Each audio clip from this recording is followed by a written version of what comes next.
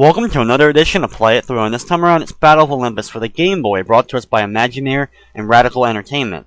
Now, the original was developed by Infinity for the NES, and it's one of my all-time favorite games. I recently found out that there was a port to the Game Boy, so when I found this out, I figured, hey, why not give it a shot? Now, this game is a little bit different from the original, but it's actually one of the best NES to Game Boy ports, and Radical Entertainment, developer of this port, who is pretty much hit or miss when it comes to games. They've made some good games and they've made some bad games. But this game, I definitely would say, well, it's one of their better attempts. It's actually also one of their earlier attempts in game development. So let's get going with Battle of Olympus, this time for the Game Boy. Now, if you saw my Play It Through of the NES version of Battle of Olympus, you can pretty much expect the exact same run. I almost do the exact same run to the T until we get to the island of Crete, which is when I actually do differ from my original path that I took in the NES version of Battle of Olympus. I actually decided to go ahead and get the power bracelet earlier than I did, which ends up speeding up and actually cuts off about a total of 5 or so minutes from the run. The thing is, the game is different in some ways. The biggest and best difference between the NES version and this version of Battle of Olympus is all the items that you have to buy, all the items you buy, are halved in price. So, for example, you have to buy the ocarina, and I'm going to be buying the power bracelet, which I'm not sure if I actually do need the power bracelet to beat Cerberus in this version, like I needed it to beat Cerberus in the NES version. I didn't test it, I just said, you know what, let's not take the chance, let's just get the power bracelet and go ahead. So I never actually did a run of this game practicing it without getting the power bracelet. I just didn't want to chance it, because I did that with the NES version, and it didn't end up so well.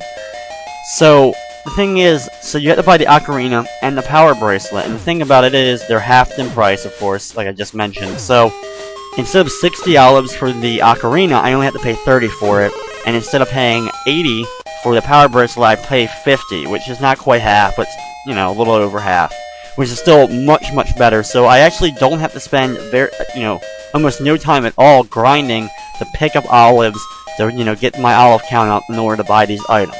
So that is, a joy, I'm sure, to everyone who's watching the video, especially anyone who watched my NES run, that I unfortunately had to grind a little bit, which is one of those things that just happens in certain of these adventure games, especially ones that you have to buy certain items. It happens in Legend of Zelda, happens to this, happened to me in Xanadu, and I'm going to be doing in October Simon's Quest, so I have to do it in that game as well. Now, the thing is, that's great, but there is some negatives when it comes to this Game Boy port of Battle of Olympus. And the biggest thing about it that I can't stand is the enemies, at least at the start, are much harder. They take many more hits in order to kill them.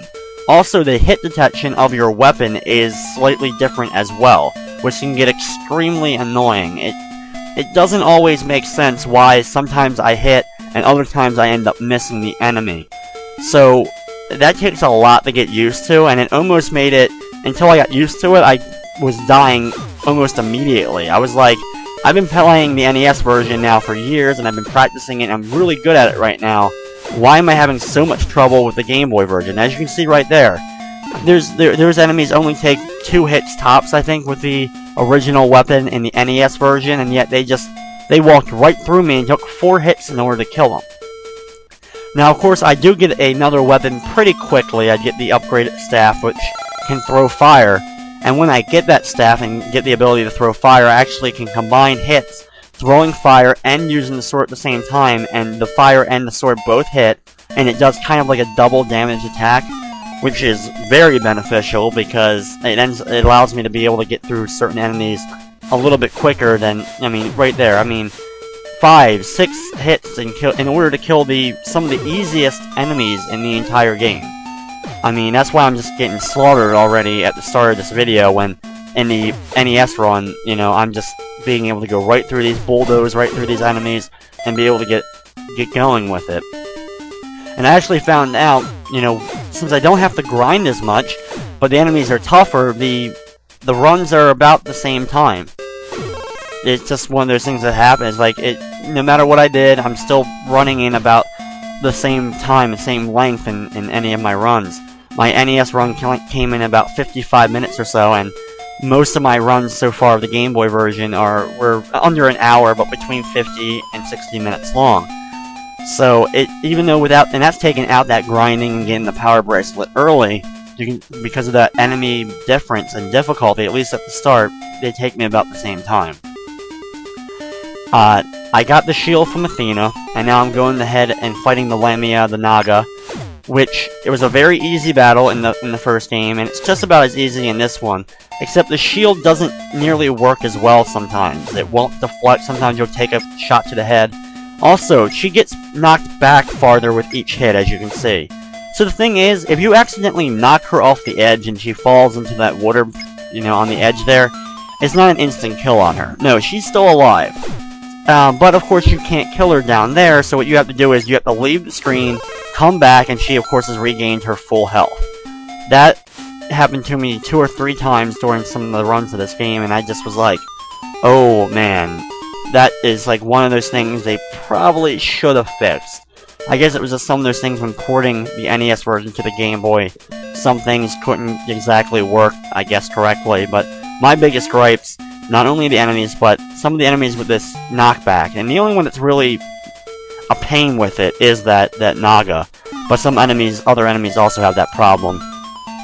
Also, I can't, in certain, which we'll get into later in the game, certain enemies, I was able to hit them, and then you have like a second or so that you can walk through their body, because they're kind of flashing from the hit, and that way you can just kind of bypass the enemy without taking really too much damage. Unfortunately, in the Game Boy version, they don't stay, invisible or invincible, or what, I don't know what you don't stay invincible while walking through them for as long as you did in the NES version, if that makes any sense. So certain enemies, especially really late in the game, which in the NES version I would just hit and try to walk through them real quick, I may actually have to do battle with certain ones because they won't let me through them. Now sometimes the game will glitch and I'll be knocked back through them and I can actually, hey look, I made it through them, and then I can just continue on. And other times, I just keep getting knocked backwards, way back, and it takes a while to end up killing certain enemies. Now that I have gotten the second weapon, fought the Lamia, I have my shield from Athena, it's now going to be time to go to Algus to learn not only the fire ability, but to go meet with a god who we end up finding out isn't really there. He actually goes to see Zeus, but we need to meet with him in order to get the sandals, which are a crucial weapon, or a crucial item that we only really need one time, but one time in the final dungeon of the game. But it's still a pretty cool item. The fact that they're pretty much anti-gravity, they make you jump a lot higher, as well as they flip you upside down so you can walk on ceilings. Now, I'm in the Cave of Argolis here now to go ahead and meet with Prometheus in order to get the fire ability for my weapon I currently have. And just like before, all the enemies are just as tough. They take multiple hits to kill, the snakes even.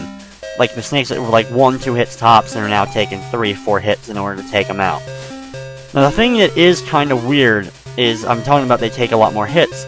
But later on in the game, when I get my third weapon, I won't be getting the fourth weapon just like the NES run, because I'm just not going to spend the time to grind the olives. It would take less time to grind the olives in this game, but it would still take a good portion of time, and if I actually did that, it'd be as long as the NES run, probably, if not longer than the NES run. And in that one, I didn't even get the final weapon. But anyway, I ended up getting just the third weapon in the power bracelet, but I ended up having a pretty easy time with the enemies late in the game with just that, with just having the third weapon in the power bracelet. I guess I have an easier time with the enemies in the final area as I go to. Now, that may be just because I didn't get the power bracelet until after I did those areas in the NES run. But even with that, I thought they would take maybe 2 hits to kill. Maybe they only take 1 with the power bracelet. I don't know, maybe it is the exact same damage and I'm just talking about nothing. But, now that I do have my fire throwing ability, it does actually help me, and I end up using it a lot more in the Game Boy run than I do in the NES runs, because it ends up helping me. It's much more beneficial, because in the other one I could just jump forward, slice real quick, and they're done. But in this one, since my sword is, or my staff at this point, is so weak, it's just better to stand back far from the enemies and throw the fire at them, instead of getting up close and doing the damage with the sword. Hermes has gone to see Zeus. Okay, yep. And get out of here. Thank you, Mr. So you can't be here. He's not here, and I can't allow anyone else to be here right now. I have to stand guard in front of these stairs, because the god Hermes has left to go see Zeus. What a meaningless existence that guy must have. So, with that wonderful, cheery attitude from the guy standing in Hermes' little palace here in Argolis, it's time to go see Zeus again, but we'll instead see Hermes, who will give us the sandals.